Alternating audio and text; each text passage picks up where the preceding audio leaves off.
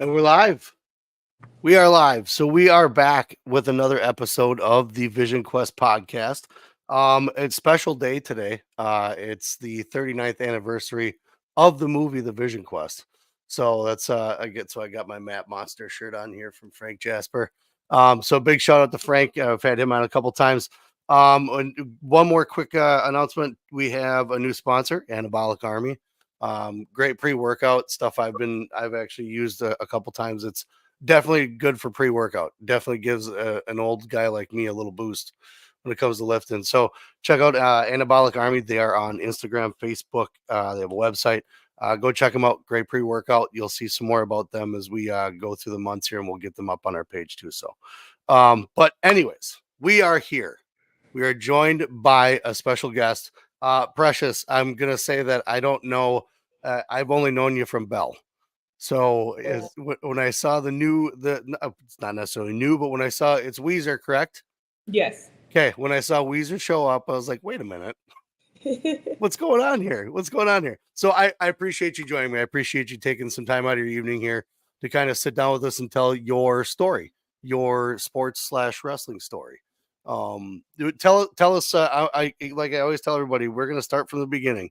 We're going to go back to when you were just remember sports, the first sport you played, all the way up to now, whatever you got going on. But we definitely want to kind of dive into a little bit of the ins and outs of what kind of made you get to where you are now. So let's start out with where are you at right now? Are you in California? No, You're so not. no. Okay. I'm in I saw Minnesota. snow. I saw snow. Yeah. Yeah. Where are you at? I'm in Minneapolis, Minnesota. I have a house right above St. Paul, Minneapolis area in a Nice. small city called Maplewood. It's like the Yeah. suburbs of the cities. Okay. Yeah, I saw you were enjoying yourself in the California weather outside removing snow. Must have been a good time. Did you guys get hit pretty hard? Because we only got a dusting here. We got like maybe a half inch or so. We got hit pretty hard. We got a good, I want to say like 5 inches, but I want to say that it was at a good time. It didn't start pouring down until like 5 and then stopped at 1 a.m. Oh, I really? decided, yeah, I decided to, because yesterday was Valentine's Day, but I was like super busy, didn't have time to really hang out with my husband or anything. So I was like, what is the best way to show him that I love him? I was like, it's gonna mean a lot when a California girl is outside snowballing the driveway, and I still can't feel my hands, and I have practice and everything today. I will not be doing that again. He doesn't want me to do it again. That's awesome. That's awesome. Yeah, it's not fun. It's not fun. We got that. Were you around with because we had a huge, what was it, a month and a half ago? We had like 12 inches in about 4 hours show up and swept right through our area. That was that. I mean, I've seen some snow, but that was I haven't seen that much in a while, but That's insane. it's I kind of don't think crazy. Minnesota got it at all. This is the first time that we actually got like some snow. Oh, really? Yeah. Well, anyways, hopefully it's almost over with soon. It sounds like that rodent saw his shadow or something. So whatever he does. But okay. So let's talk about where you're from. Where are you? Where were you born? I was born in Watts, California. It's like in South Central of Los Angeles. Okay. Okay. Yeah. Yeah. No, I'm aware. I'm aware of Watts. Actually, we have family that live in Hollywood, and we kind of roundabout ways gone through areas. But yeah. So okay. So let's talk about that a little bit. Now, wrestling not as prevalent there, I would assume. But what was your first sport that you remember growing up that you played? Running. Track. Yeah. Yeah, track cross country. Okay. Okay. What was your what got you going? Was it you just kind of going to gym class, got into it? What was it? It's because I was tall and I sucked at basketball. Right to wrestling. So honestly, we're all terrible at basketball if you wrestle. So was it something that you tried upper basketball or just as a kid you're like, this sucks. I'm not good at it. I don't want to do it. yeah, I actually always tell this story. So my life is a little complicated. My upbringing was very hard. So Okay. as we go on and we talk about it, it's going to be like a lot of just like vagueness, and you can ask for clarification if you want. it's hard to like kind of necessarily plan out like how I went through everything. Sure. But my now adopt like dad that I consider my dad, he was my cross country, track, and coach. But he was a PE teacher. He served 20 years in the military. Okay. Great guy, scary guy. Like we all used to be terrified of him when he would come back from his jobs because he did the Army Reserves. Okay. So he was a basketball coach, and I tried out, and he was like, "You're terrible." I'm just joking. He didn't say I was terrible, but he did pick me, and I was upset. And at that time, he wasn't like my dad, but he was an important male figure in my life. Yeah. And he was always just showing me in ways that he was proud of me, being there for me, encouraging me, because I was actually really good at running. Okay. It came natural because of my long legs, and that's how I felt. That's how I first fell in love with sports. And it's kind of weird because where I'm from, if you're not good in school, it's kind of labeled on you that you might not be good at school, and Okay. you won't be able to afford college. So like most kids like me, we dove straight into sports. We had to find the sport that we like. That's my reality. Like I had to find a sport that I was good at. I knew with my genetics and just how I am that any sport that I applied myself to, that my body naturally has talent for, that I would be on the top of that. Like I You would be need to pro. fight your way out. Yeah, for sure. Yeah. Yeah. Yeah. And I think for me that was track. Like immediately I was fast. I can hold strides. I would like get tired, but my mental was just a little wired a little different. Where because of the stuff I went through when I was young, I had a high pain tolerance and stuff like that. So it Okay. was just my way of, you don't have to think when you run. You're just focused on your pace. You're focused on your breathing. You're focusing on, like, running is my favorite. I will always be a runner at heart. It's the art of controlling and speaking to your body, but in a whole different way. Like your legs will stop working, your lungs will start going, your feet will give out, all those things. And it's like getting your body, mind over matter to, continue to push. And I absolutely fell in love with it when I was in middle school. That takes some balls, to be able to go through that. I mean, I remember just the track competitions we had for like middle school and stuff around here. I mean, I was athletic. I mean, I played soccer, things like that, but like a straight run, like I'm a sprinter. So to try and run a distance, like running 4 laps around a high school track, like you crazy, what do I need to do that for? I have no use for that whatsoever. So just listening to the things that you're saying, like you have to learn how to talk to your body differently. Like, yeah, your feet are going to give out. Like my brain gives out when I get so far into a run. Like I can't think, but that doesn't help the rest of my body. So that's quite a feat to overcome. So you kind of fell in love with it in middle school. Where was there something at a young age that did you win a tournament or like a special race or anything like that when you were little that kind of sticks out in your mind at all? Not really winning. That's one thing I guess you get to learn about me. Yeah. If it's not like since I was a little girl, everyone in class would be like, I'm going to be an actor, I'm going to be a doctor, I'm going to be this. And I was like, I'm going to be Olympian, I'm going to have a gold medal. So it didn't matter. I didn't know for what sport. I just knew that my goal and my dream to strive was going to be an Olympian and to go for the highest thing that I can get, which is an Olympic gold medal. And at that time, if I win anything, I'm not celebrating for a long time, and I don't keep it because it's not that medal. So the more you hear me, I'd be like, yeah, I did that act. Like living in that moment is just a stepping stone to where I needed to be. But memory for me, I remember it wasn't actually a race. It was they do those PE testing here, and in middle school. And I remember it was the Pacer, and they were basically like, we have this record going this long, and it was a bunch of guys. And I remember I was always competitive, especially with guys. Like I just love to think that like my body had no bounds. And one thing about me going through the stuff that I did go through as a child, uh, the notoriety and being valued in sports was what I thrived through. Okay. Have some sense of just sense of worth, Yeah. and feel like I belong. Mhm. So I remember I was racing this kid in the Pacer. I went to Cole Middle School in Lancaster, California, and I remember just going faster and faster and faster, and then like I watched him broke. Like I watched Wow. him break, and then I continued 10 more on top of that, and then I broke. Wow. Holy cow. And that was Okay. my thing.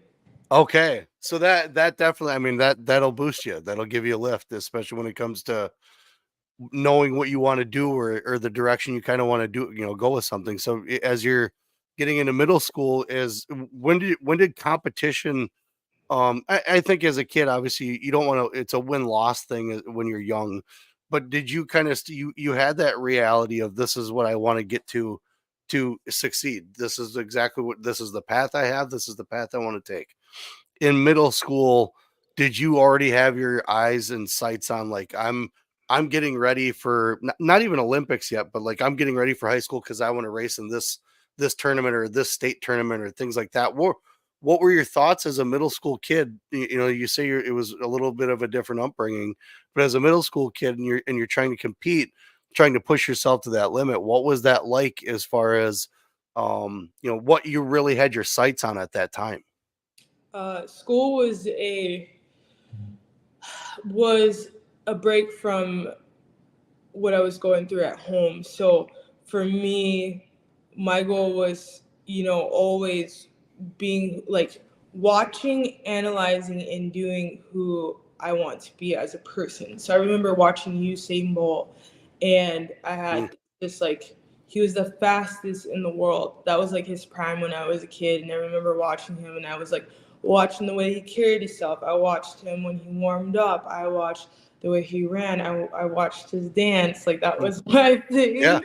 Yeah. Um, Yep. and I think for me, I just knew that as long as I put my best foot forward in everything that I did, that no one can deny me. Like when I think I still have, I think when someone asks you what is something super unique about yourself, is me. When I walk in a room, I feel like people can feel who I am, and they know I'm there. Like I am a undeniable, present in the room that you can't, ignore. You can try, but I know you can feel me. Right. Right.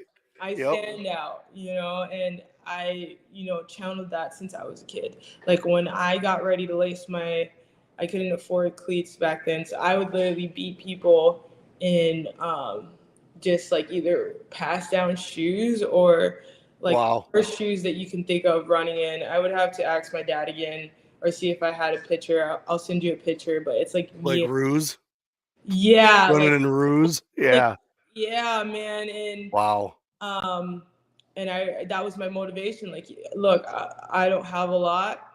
I don't have the fancy stuff, but I'm still gonna Mhm. dust you. I'm still Yeah. gonna put my best foot forward. So like when I got on there, I could feel like I wanted everyone to feel my presence, like feel me there, like I'm there, whether I won or lost. Like that's the thing about me is whether I win or lose, I just want to know that I had been there, part of that history. Like you're not Yeah. going to be able to think of women's wrestling in college wrestling or senior national team with 76 without having my name pop up. Mhm.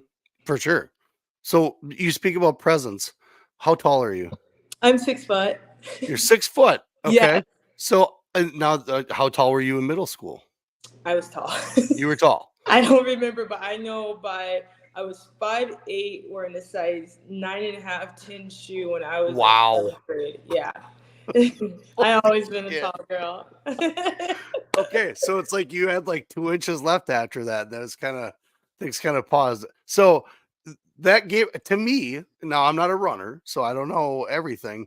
To me, you already have an advantage out the gate, right?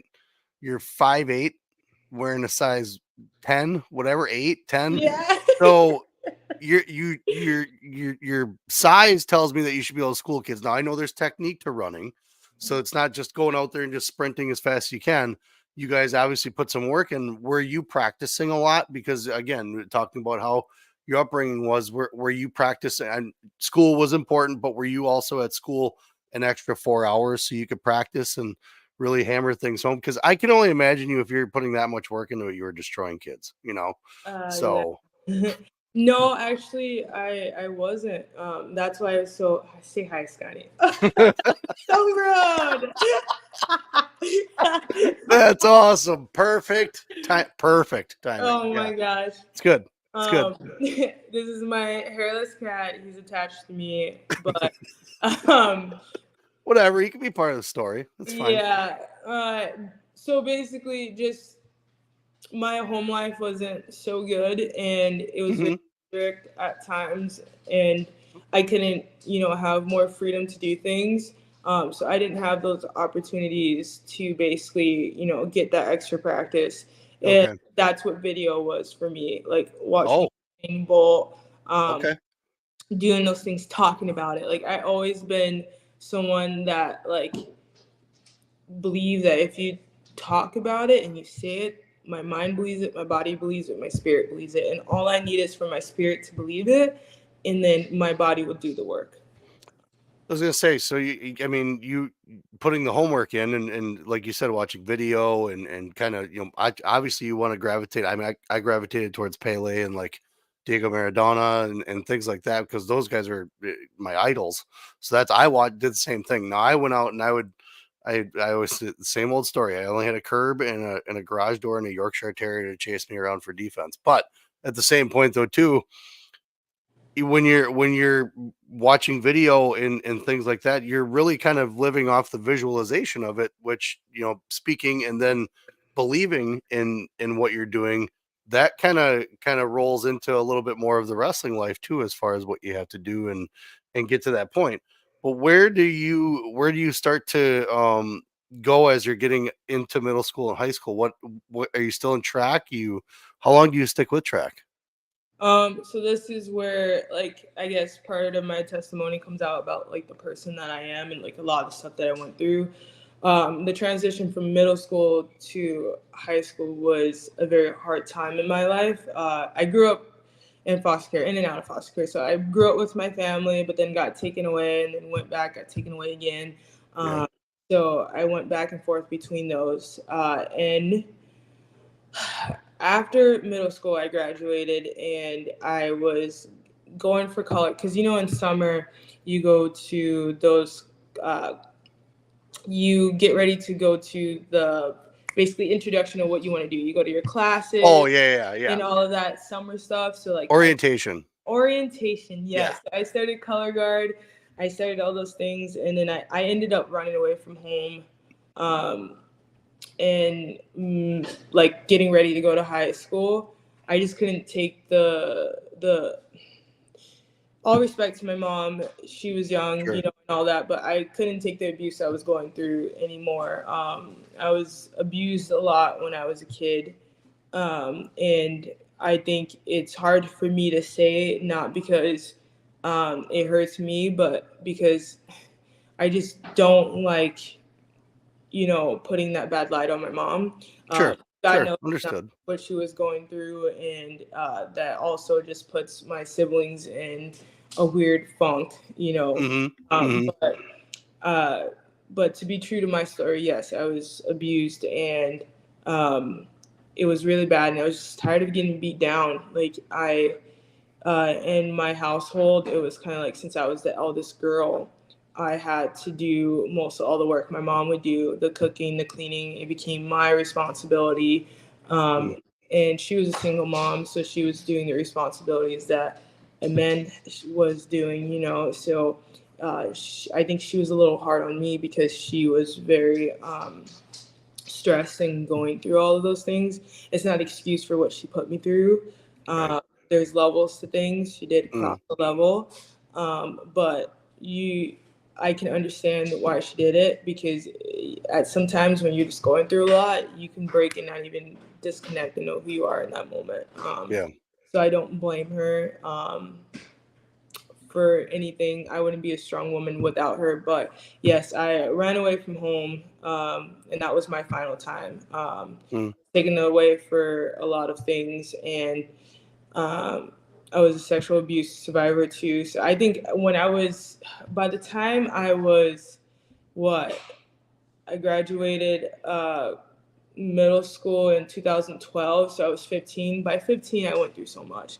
I had so much weight on my shoulders, and I was just really done with that. And being at home, it was kind of like, you didn't do this, you didn't do that. Like, you're not going to do sports. Like, the way of punishing me was taking opportunities away from me that I believed that would me, super successful in the future. And I understand if it was something I was doing bad, but it was just like, you didn't do the dishes, and she was frustrated. Like, you don't get to go to this or do this, and you can't be doing, like, in my opinion, you can't be doing that to kids.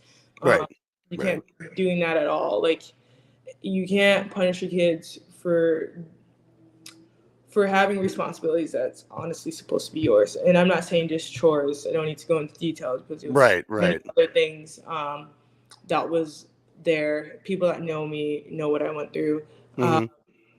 But I lost all love for running. I stopped running. I completely was depressed. I went to foster home, just foster home. I started smoking weed. I started getting into drugs. I started to be very promiscuous.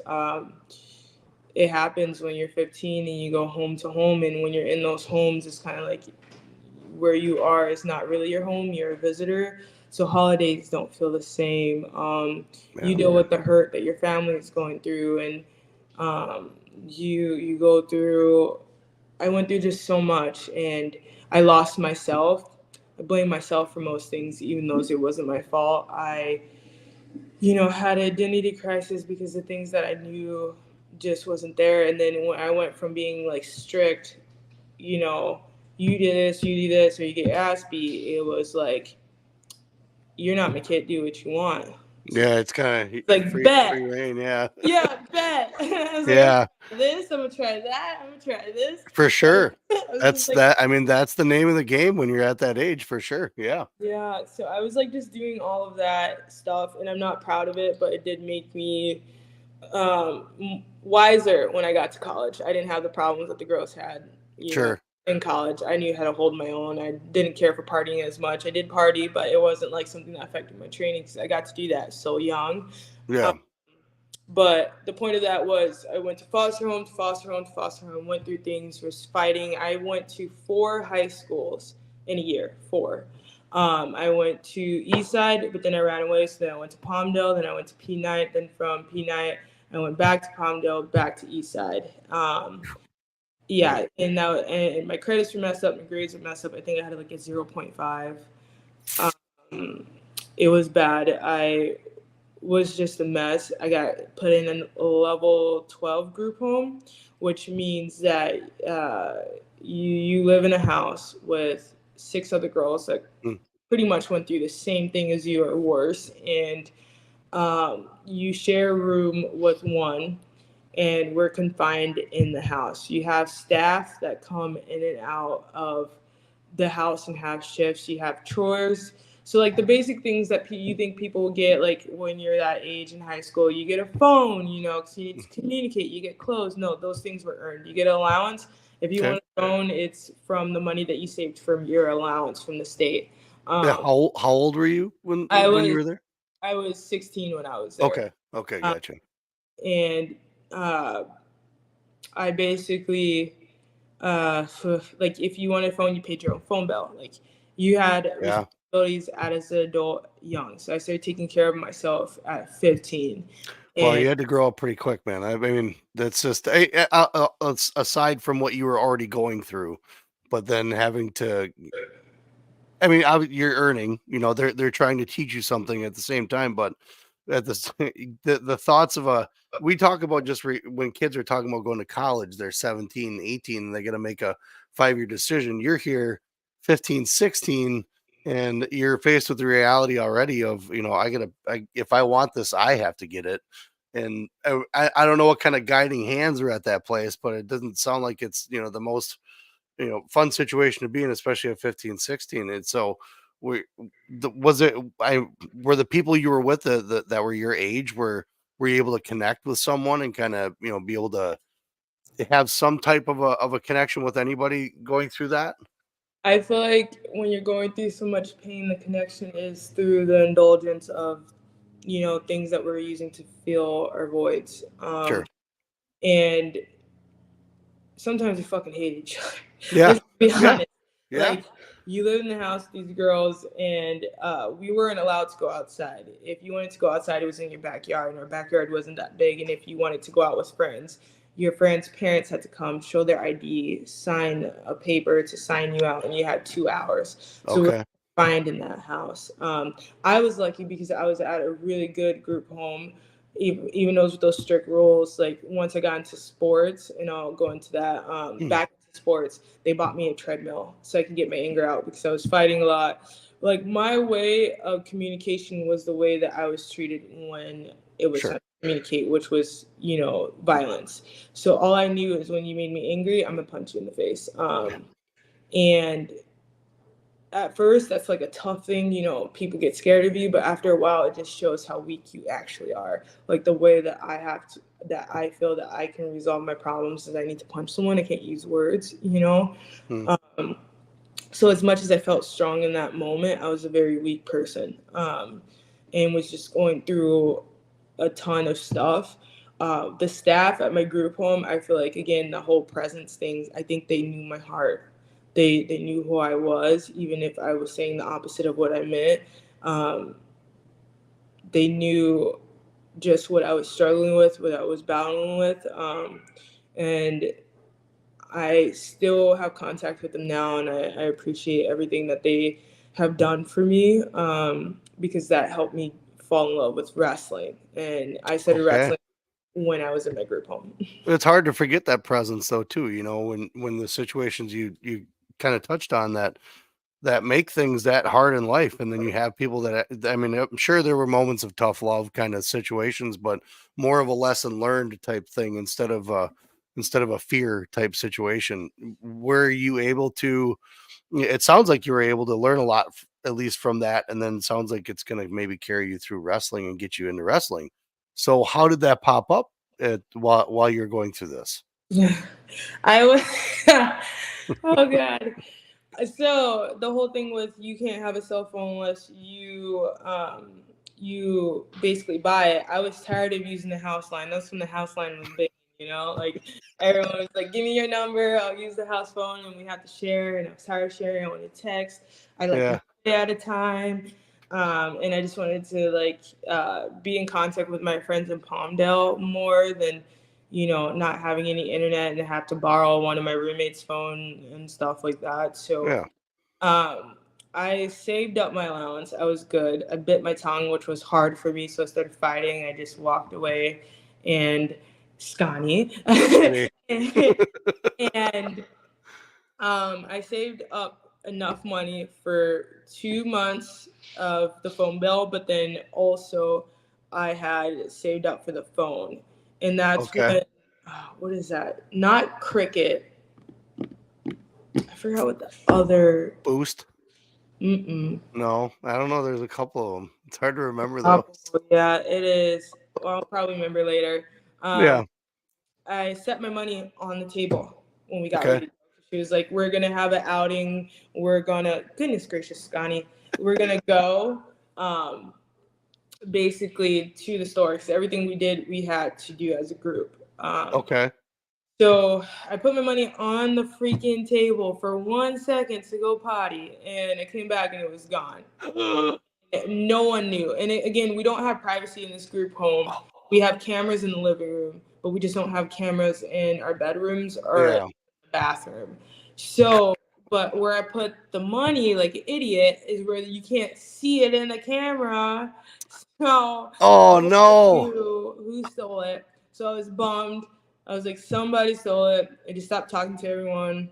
Yeah. I was like, now I don't have a freaking phone. Uh, Oh. and I found out because one of the girls, all of a sudden, she just got all the snacks, all the stuff. And I'm like, where's she getting this money from? Yeah, right. But she was the same one that was she was basically the same one that was helping me look for it. So it was like, it's no way that she's the one that did it, because she was helping me look for it. I was like, this heifer, like, there's no way she did it. It's a good way to hide it. She did it. But the way she told me was, she told me when we were in the car on the way to school. And then I think she spit on me too, and I fucking lost it. I lost it. Whoa. Like, Yeah. I got kicked out the car. I got kicked out the car, and I just remember banging, like, just trying to get into the car. The security guard was there. I was like, I don't need to get in trouble. So then I just went to class. And then that same day, I was like, I just need something to get energy out. I need to get energy out. I need to get energy out. I need to get energy out. So I was like sitting in homeroom. I was pissed. I was crying. I was like, I just freaking hate this. I'm vulnerable. Like, I don't know what else to do. I'm pretty sure I was depressed for a very long time. And I heard wrestling.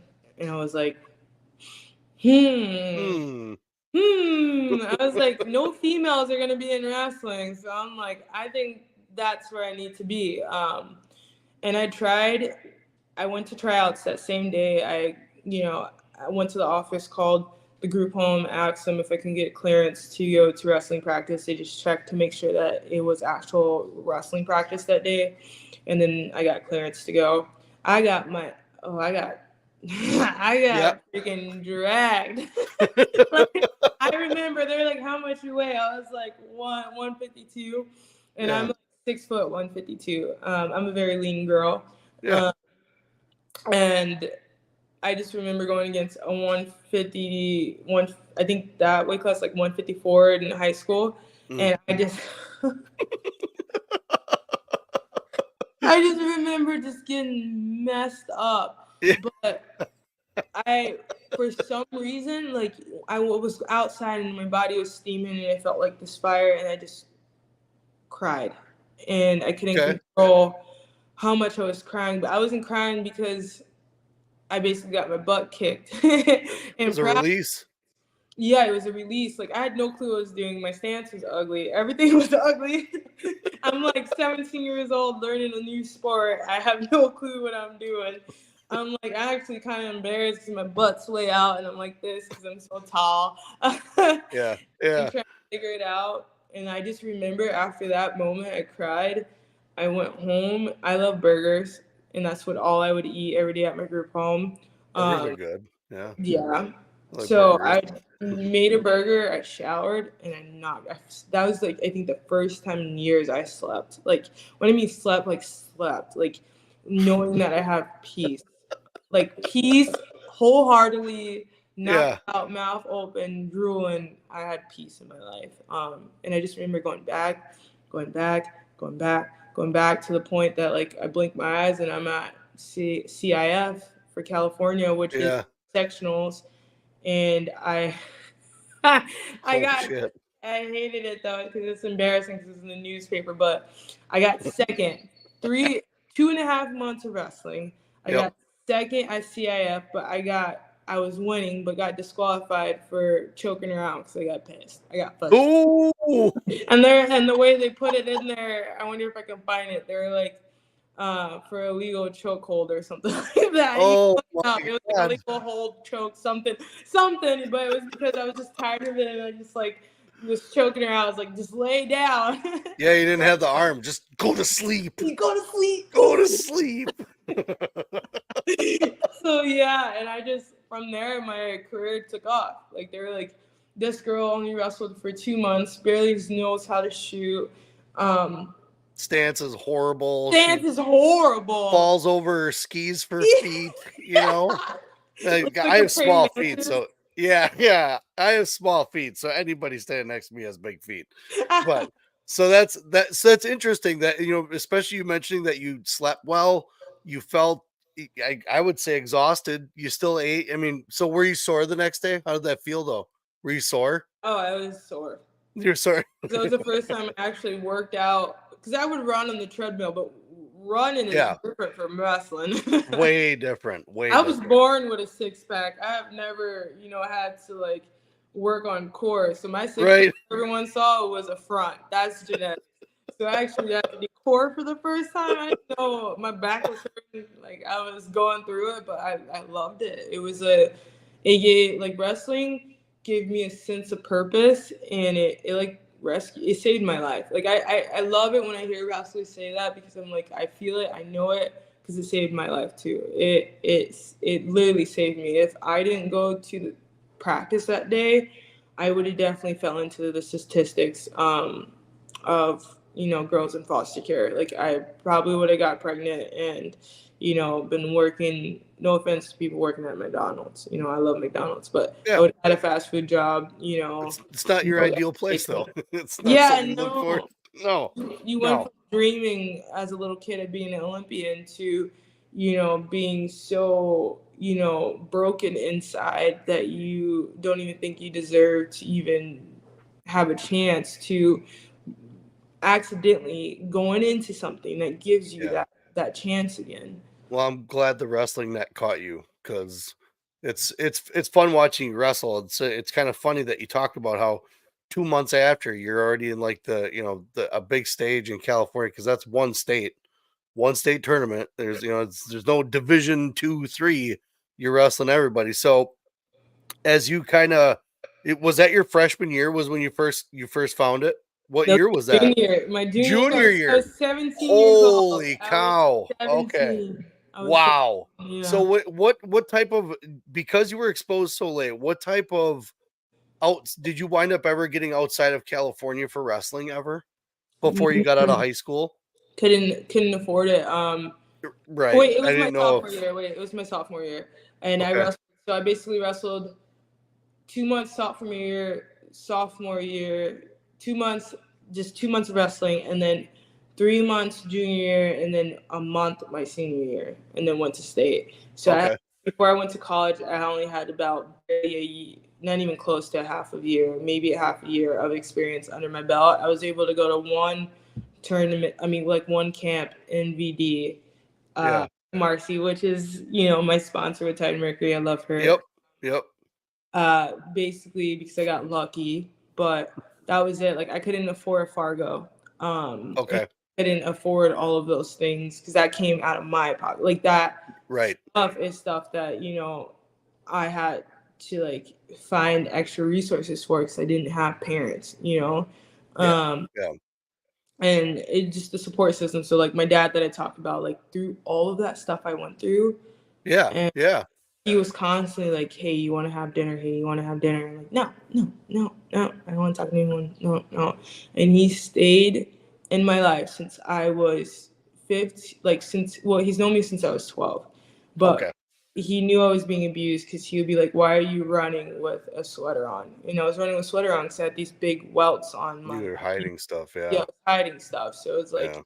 um, and I knew he would have to report, and that wouldn't help because when social workers come, and if they don't take you away, and it comes up with the excuse, just get beat down even more. So it's just like, nah, I'm good. I'm cold. 101-degree weather, running in a sweater. Like, Oh my God. yeah, that was so he knew what was going on. He wasn't stupid, but he stayed in my life. And I finally let him in around that time. I found wrestling, and I'm so glad I did because he's my biggest cheerleader. He is That's cool. so funny. He's such a great person.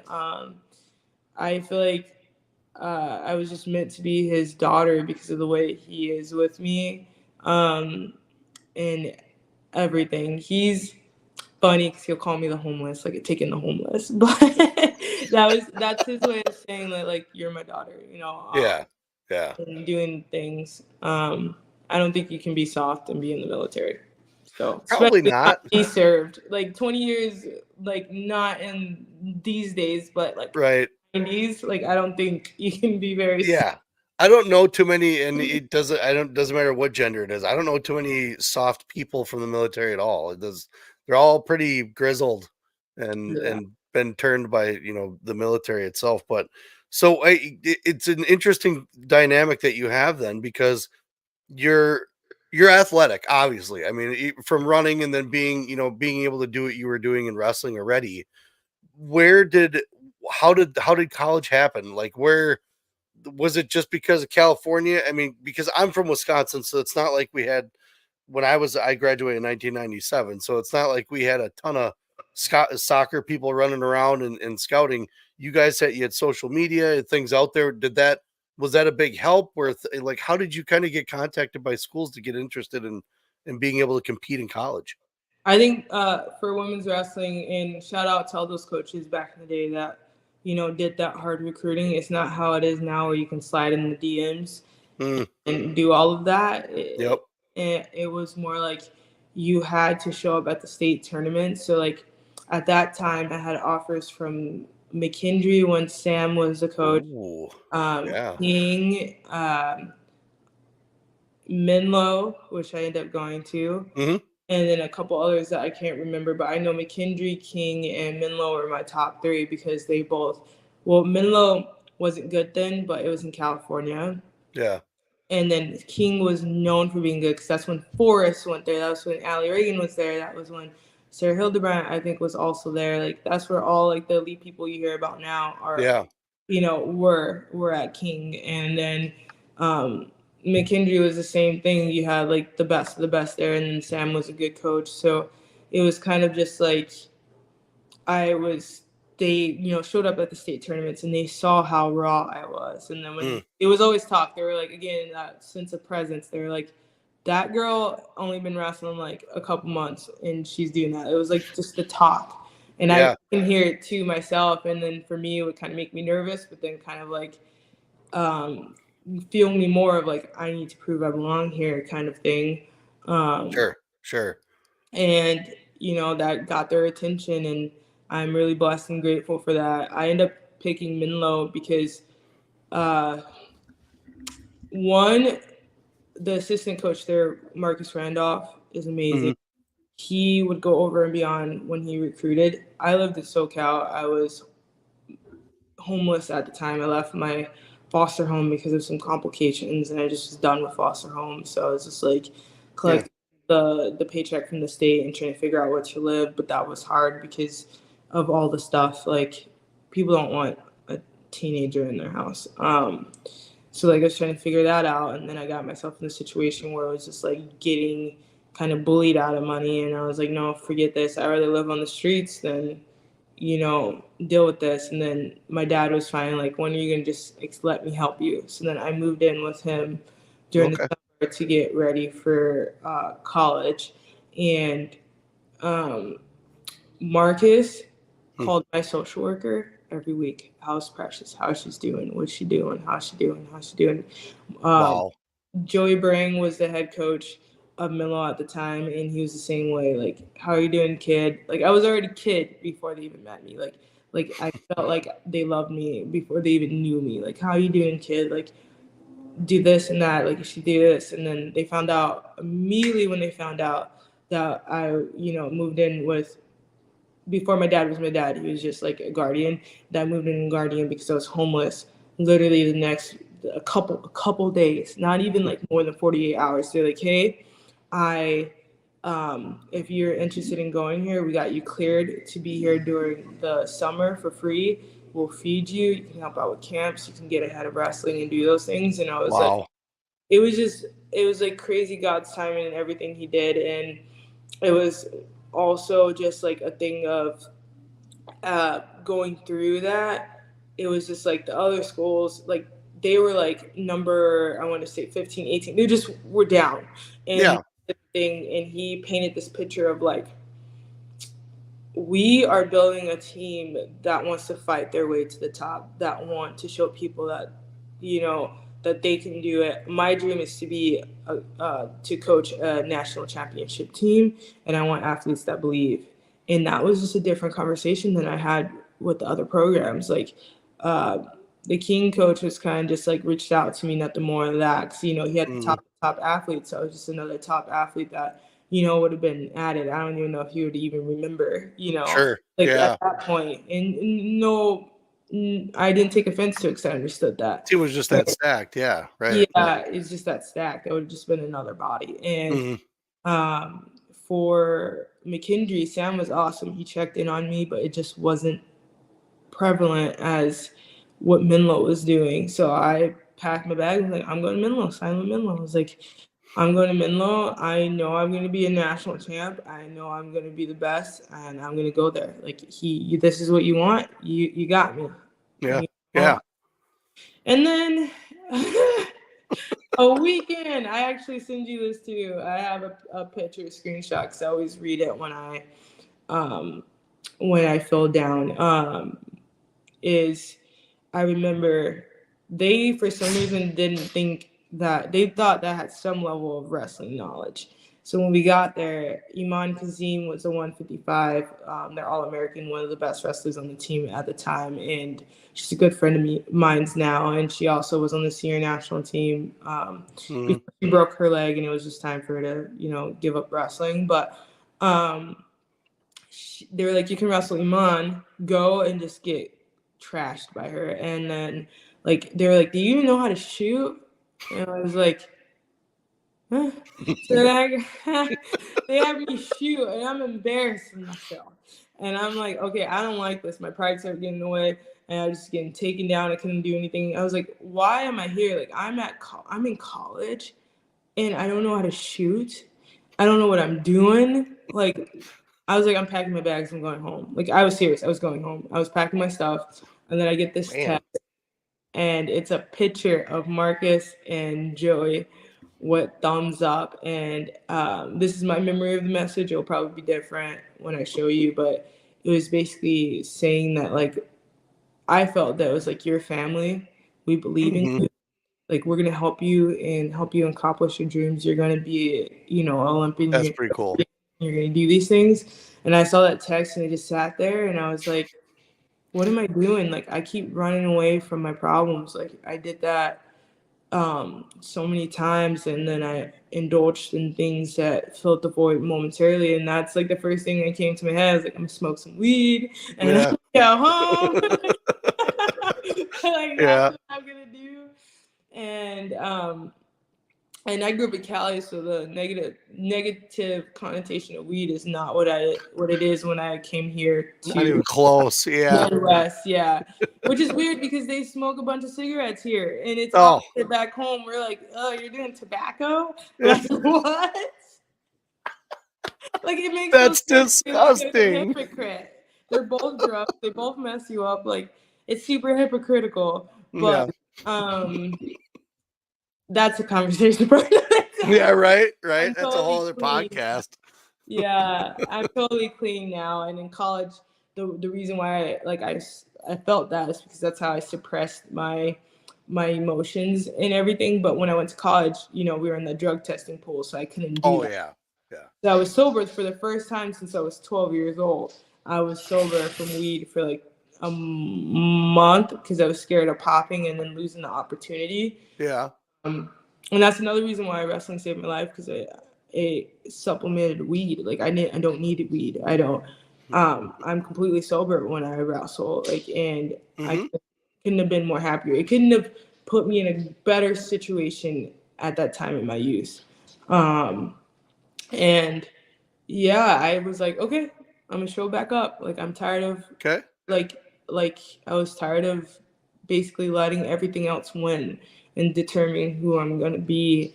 And I just practice extra. So that's where the extra came in. I was in the room. I was Okay. working hard. I was, every time, even though I might have lost, I was challenging for the varsity spot. Yeah. I lost the varsity spot the first time, and I was pissed. So then I was like working out even harder, and then I was a freshman varsity after 2 months into season, and then I started making my mark from there and climbing from there, and then it's history.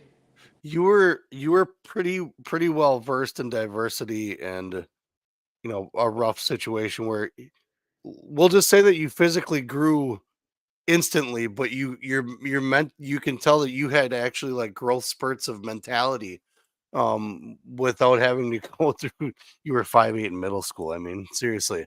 But you were able to have those leaps and bounds mentally. And so as you're wrestling and you had these realizations that you're like, like you said, I'm constantly running away from these things.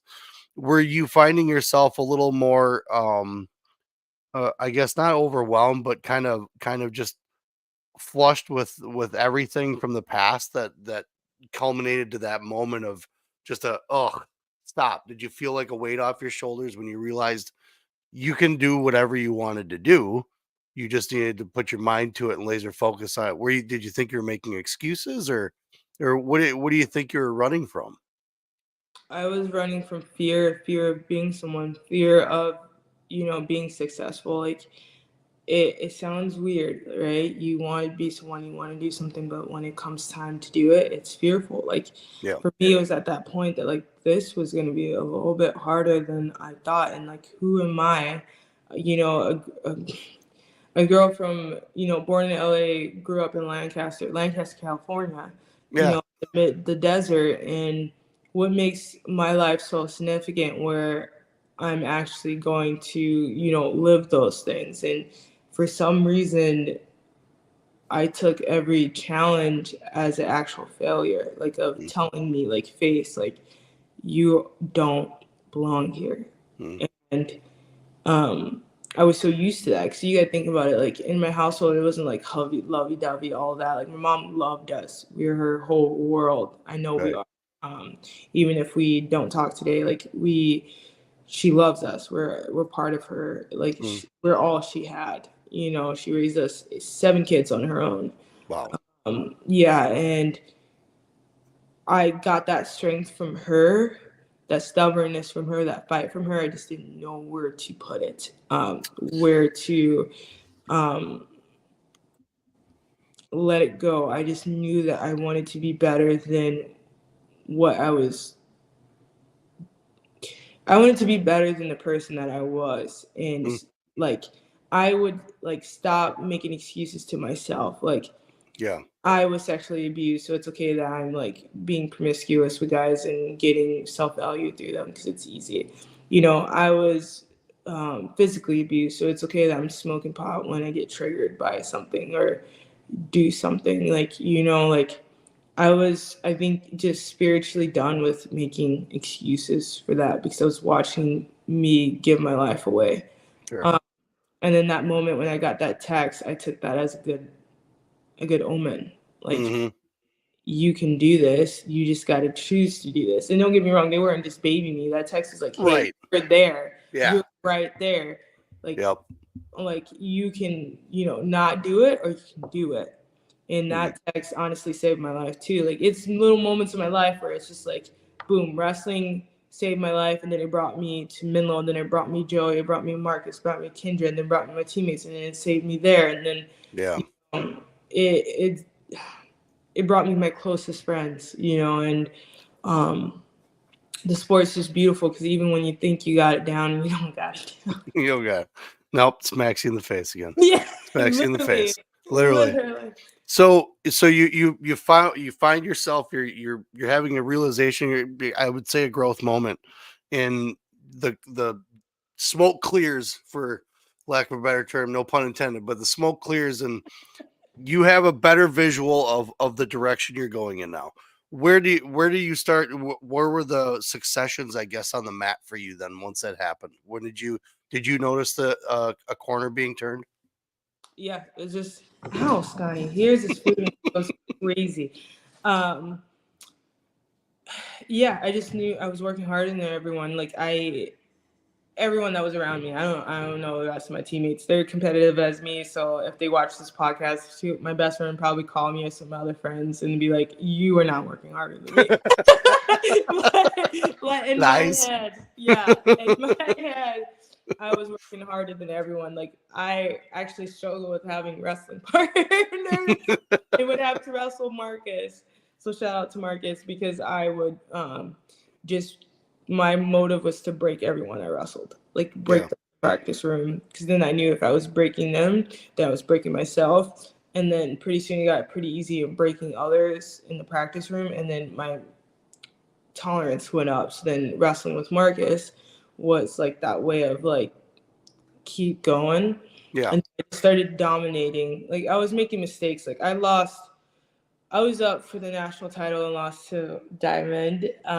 Really close with my sister, like, lost to Diamond because I decided to shoot and leave my arm up. Like if you watch a lot of my matches, um, I'm losing for dumb stuff. I'm losing because you can tell that lack of kind of like discipline that you would get when you started early, or just when things are paid more attention to and explained. Because when you're in the college room, it's like go, go, go, go, go, go. And my coach was smart. Like he had us.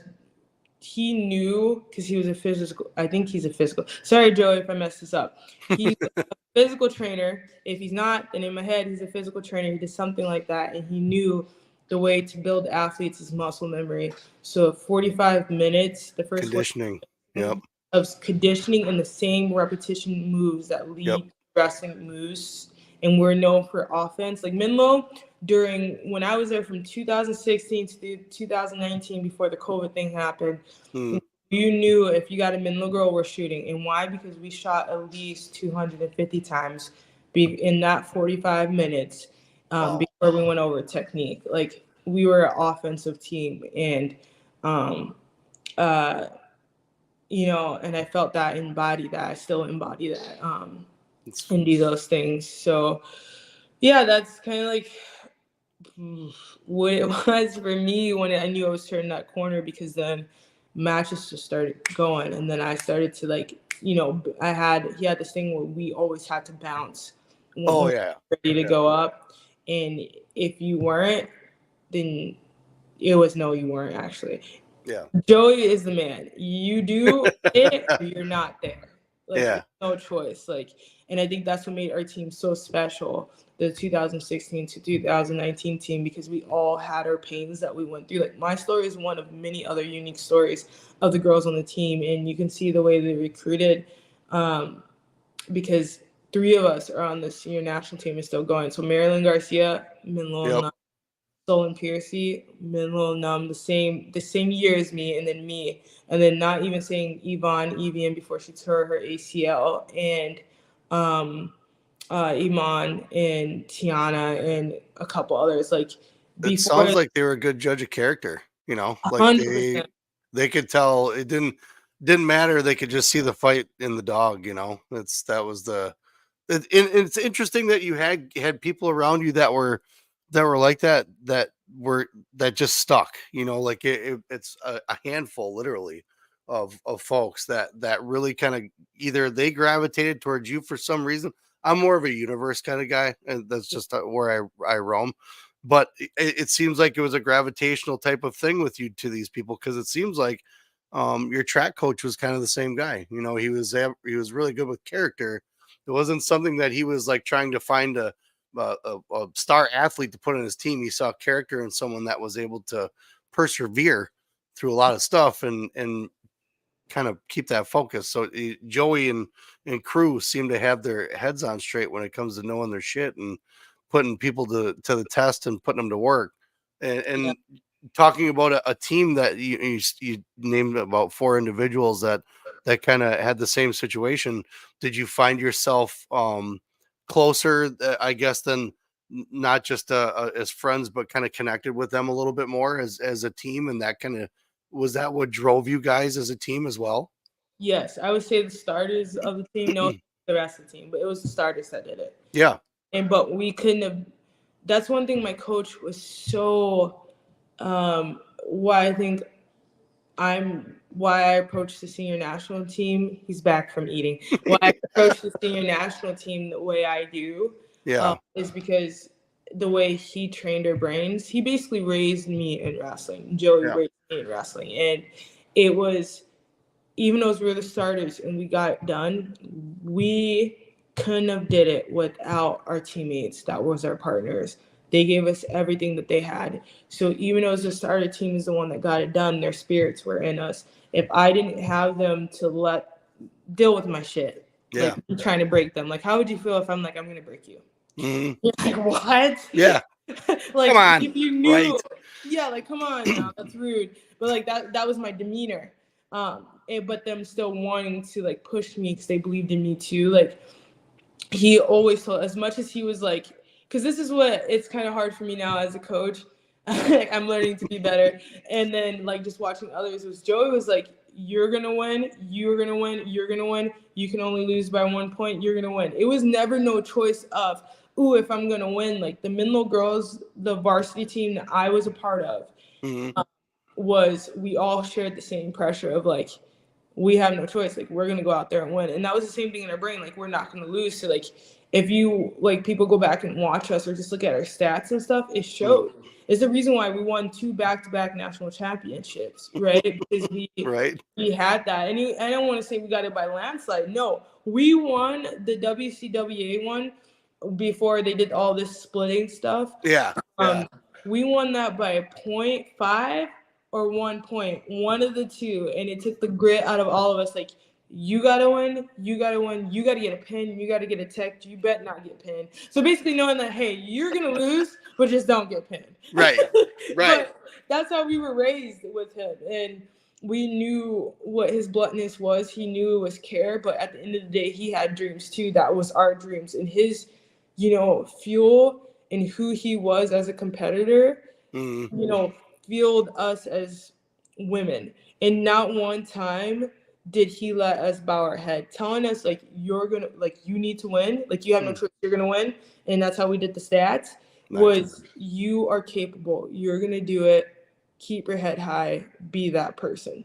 And it's no choice. And don't get me wrong, I don't think it was one time when he said, you need to win, you need to win. That's how good our starters were, that we lost. So I don't know what that feels like, to like not have done that.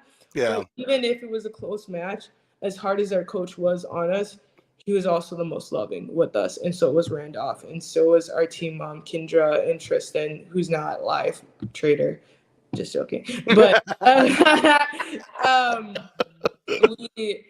we just like, we were dysfunctional sisters, but we loved each other because their story wasn't like mine, but they all had their pains in other different ways. Sure. And we mended through that, and we believed in each other through that, and we lived that. And it shows because we got those national championships rings, and honestly, like Menlo now still rides off of that. They're known for being the best because of that hard work that we did, and they're still doing good and, adding on to that. But like, it feels good to be basically brings prodigy kids, because we are like, we went from the team being ranked number 20. I had to look that up. I think we were ranked low. We were low. Ranked low to 3 years later, 2-time national champs, winning it back to back. Like it shows how he recruited, how him and Randolph recruited, but it also shows how he believed in us, what he did for us. And I'm not saying he was perfect. I'm saying we were perfect. We were dysfunctional, but we had one rule: as we loved each other. We had always had team retreats. That was our favorite time. And our team was tight with the guys. Like one of my best friends was a national champ at Menlo, Anthony Orozco, and going to MMA right now. But it was just like that. And I have a bunch of brothers that were on the team. Like the men were close to us too. Like both coaches, Joey Martinez too. Enough, girl. I have another hairless cat that's very vocal. They made sure that we were just all together in a unit. So it was Menlo versus everybody. If we were acorns, or I think we were an oak tree. Not the best mascot, but there was the mighty oaks against everybody else. So it was just like that's hey. You know what? Honestly, if you got the team and the team makes it work, it doesn't matter what the mascot is. It just feels good to have that type of, because I mean, it sounds like, for a long time you're looking for something to belong, and it sounds like this was that place that really kind of brought that together for you. And did you feel like you were kind of starting to like maybe just starting to put some of the stuff in the past with all the things that were happening that were good now? I mean, you guys are winning championships. You guys are, some of the matches you put behind you, were you winning a lot? Were you getting some of the matches that you were looking for and then just completely demolishing people? How was that going in college for you, competition wise? After that first rough bump, my freshman year, I didn't lose. I only lost big match. Still alive for my story right now. I just lose big matches. Like the finals match or freaking semis match. The past 2 years is losing. Like, I'm a 3-time U.S. Open national champ. Yes. I could have been a 5-time, but lost both to die.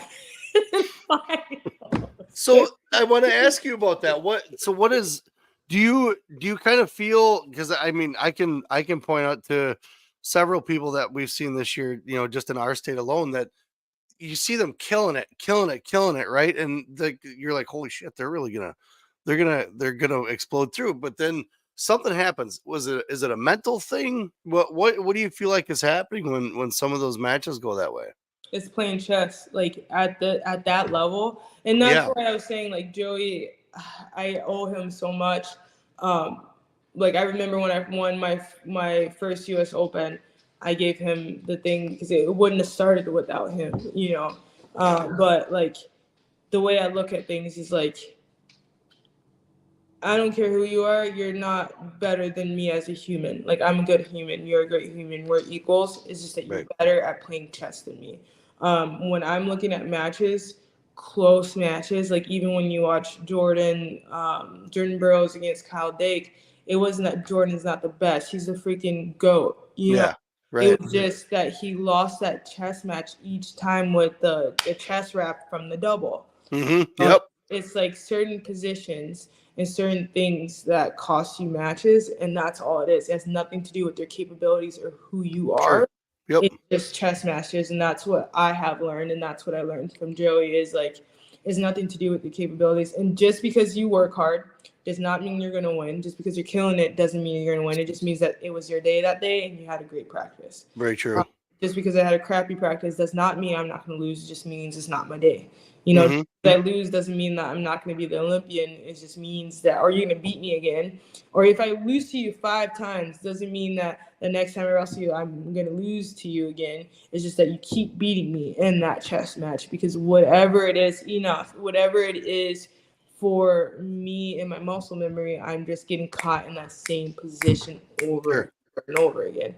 And I feel like that's the same thing for people that are killing it, is we're too busy being hard on ourselves on the mental and what we're doing and feeling good, that we're forgetting that, like, if we just take the mental part out of it and we just look at our habits and the way our muscles are moving. Like, if someone collar ties me and gets me in, this is what me and my coach Kevin Black is working on, and my first reaction is just to grab the elbow, but I'm not doing any motion to it. That's my same motor function every time, that I'm going to get the same aspect every time. But a lot of times people focus on, like, if they're pushing forward or if they're, moving sideways. But the whole time you're doing all of this and this is just sitting here, this is the problem, Yeah. So Yeah. it's kind of like, that's the way I think. And that's what I see a lot when I'm looking at other people that are competing at a high level as me, or even my girls I coach now at Augsburg, when we're looking at tape with the head coach, Allie. Is like, that's what I see. I'm good at breaking down tape because I see those, like, motor functions of what's going on. And I think mental just makes it worse because then it distracts you. So I think mental is also key, but mental is used the opposite way I think most people think about it. It's used in the way to distracting you from seeing what you should actually see. So your mental is like those little things for horses. Yep. Blinders. Right? Yep. So they don't freak out. Yeah, those blinders are blocking you from actually seeing what's actually wrong. So then the whole picture.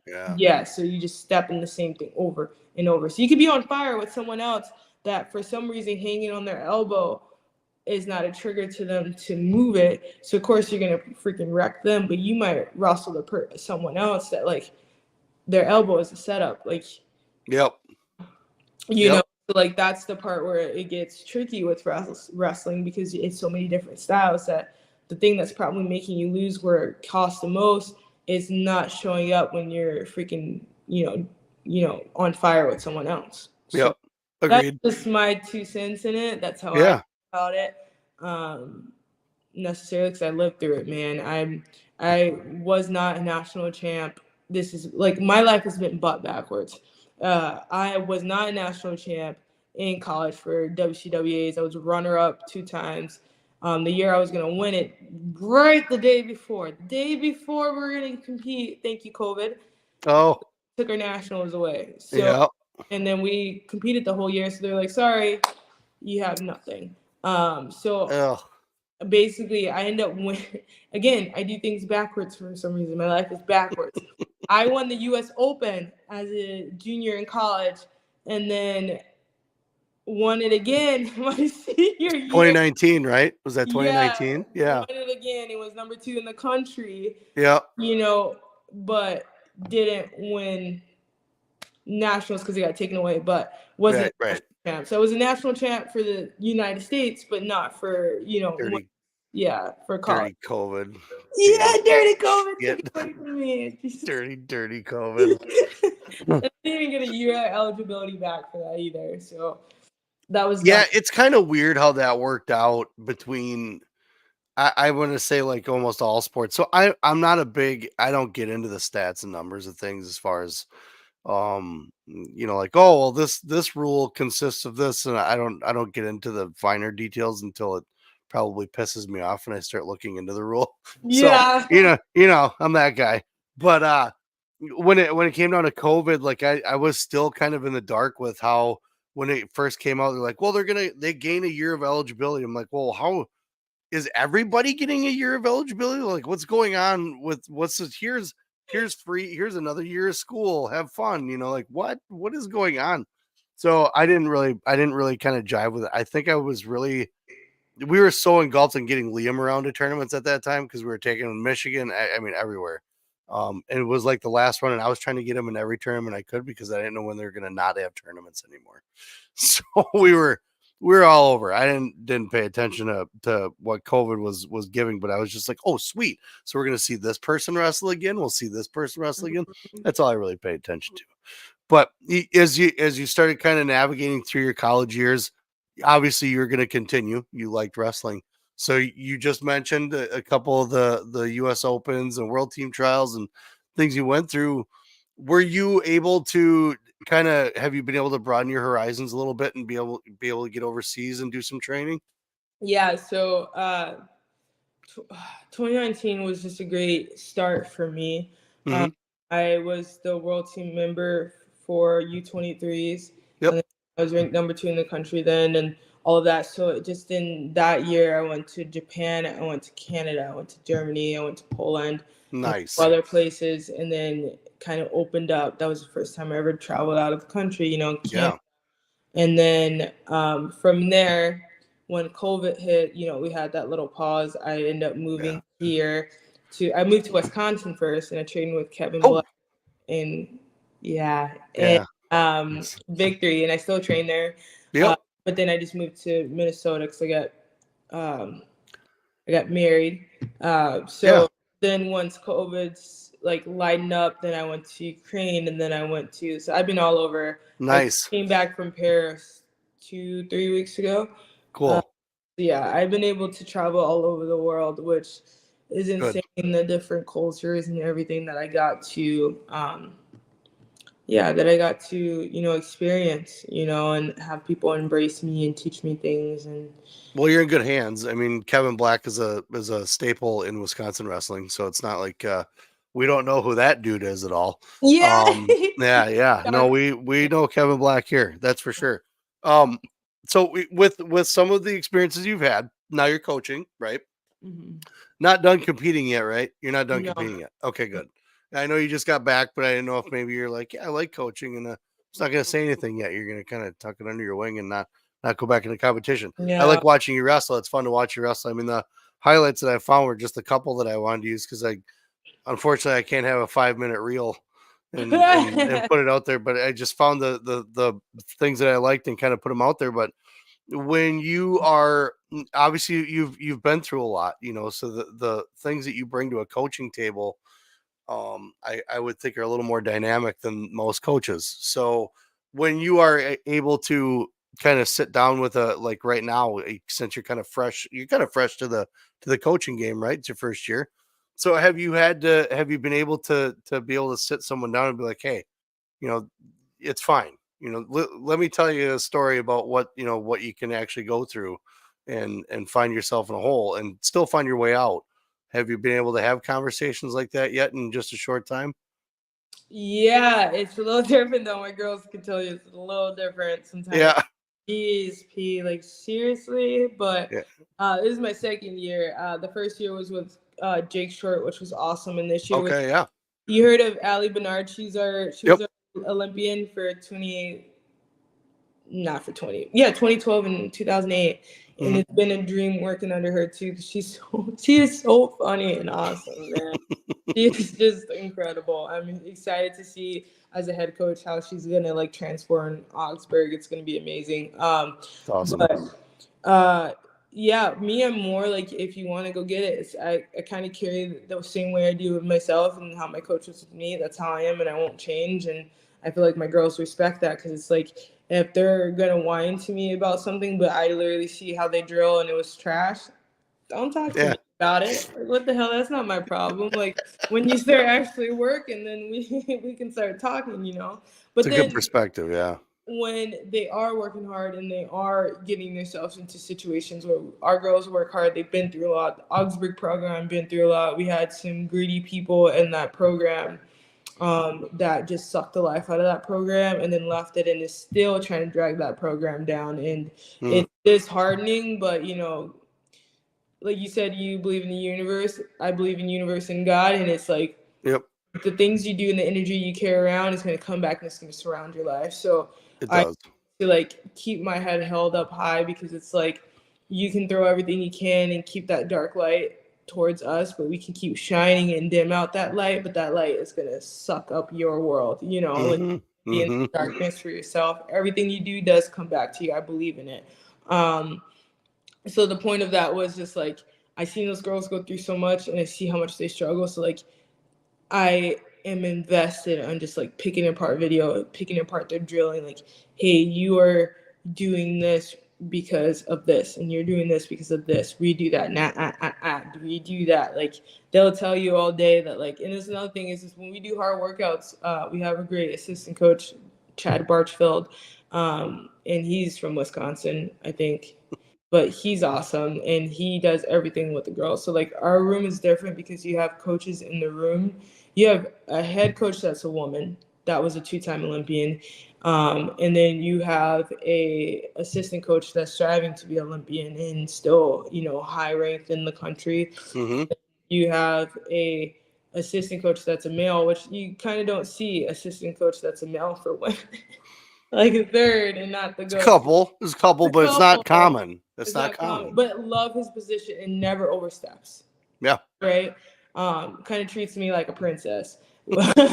And like always, he goes Barchi goes over and beyond for us Yeah. as a team, and we're so blessed to like have him. But the point of that is like I'm able to like do those things as a coach, and then you have Allie who has all that wisdom and been there and done that Yeah. can uplift those girls. She's more of the like, hey, I've been here. You think this is so important right now, and it's not. Like you Mm-hmm. can have this all day, and you can do this all day, or you can be happy. Yeah. And that's how she is. If you ever met her, she's just a happy, like, I bet you two sentences into a conversation, you're laughing with her. That's the kind of person she is. Gotta get her on the show. That's for sure. Yeah, Would yeah. definitely love to get her on.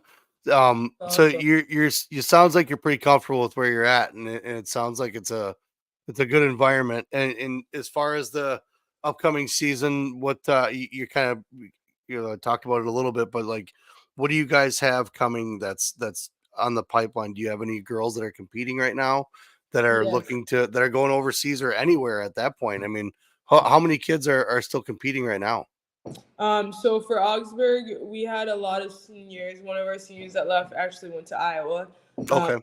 Marlon, but she did her 4 years and then wanted to do her master's program there.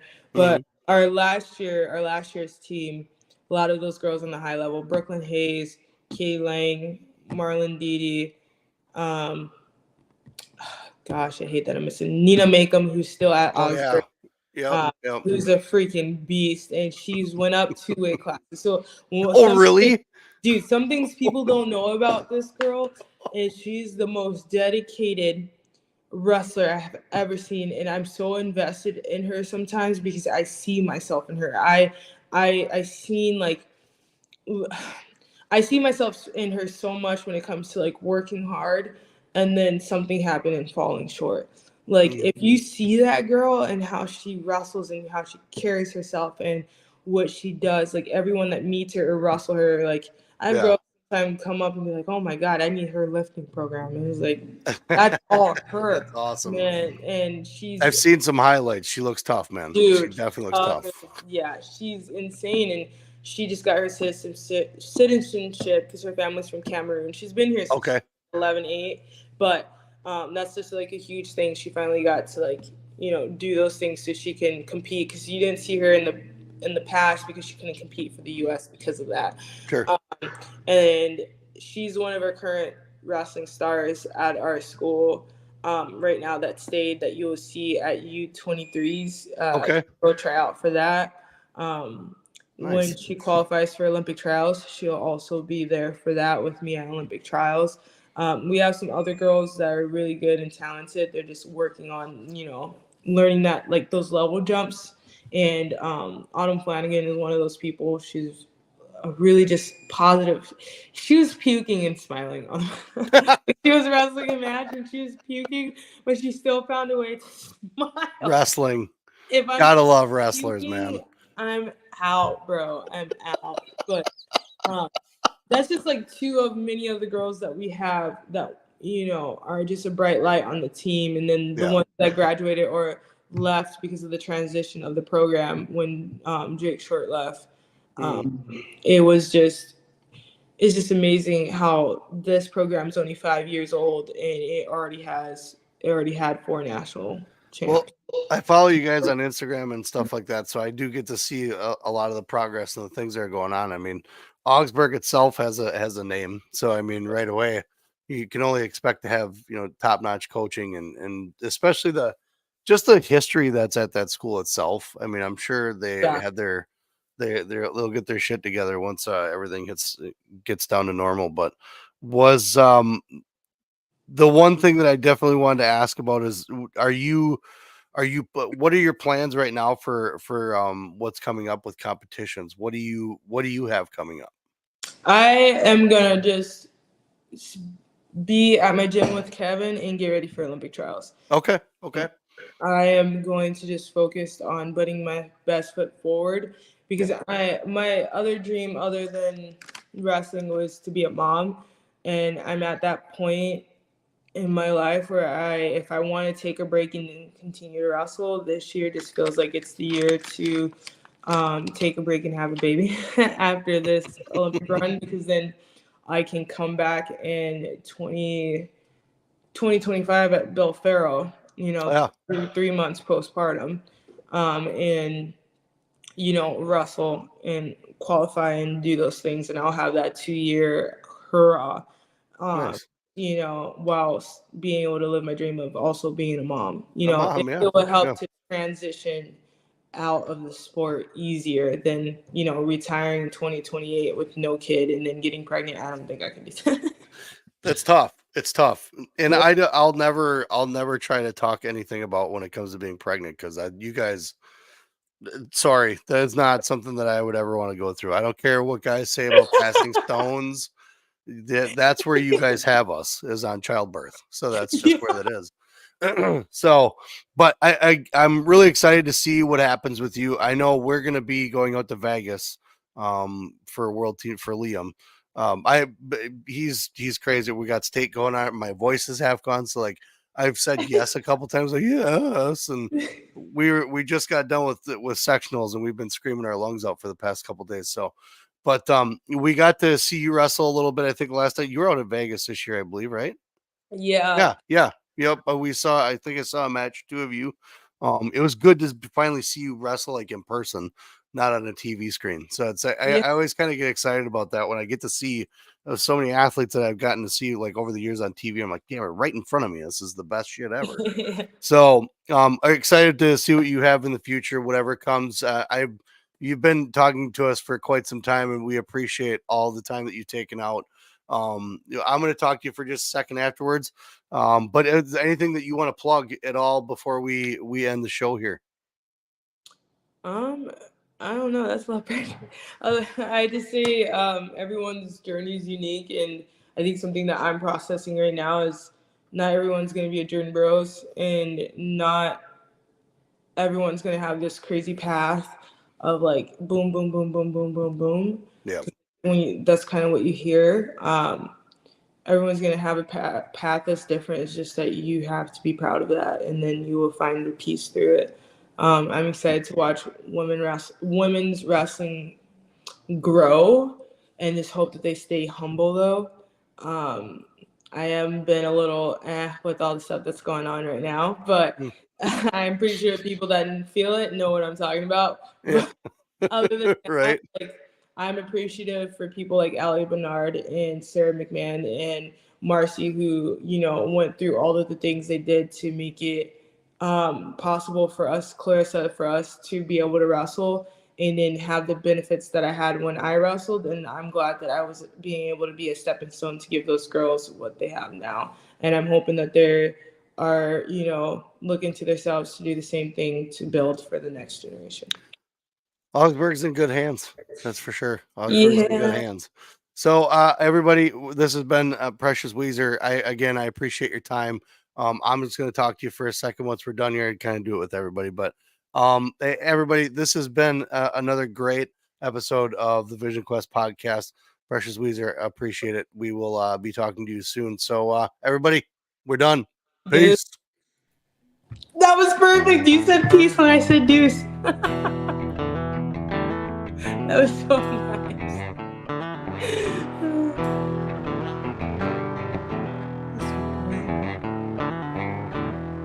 I don't think I've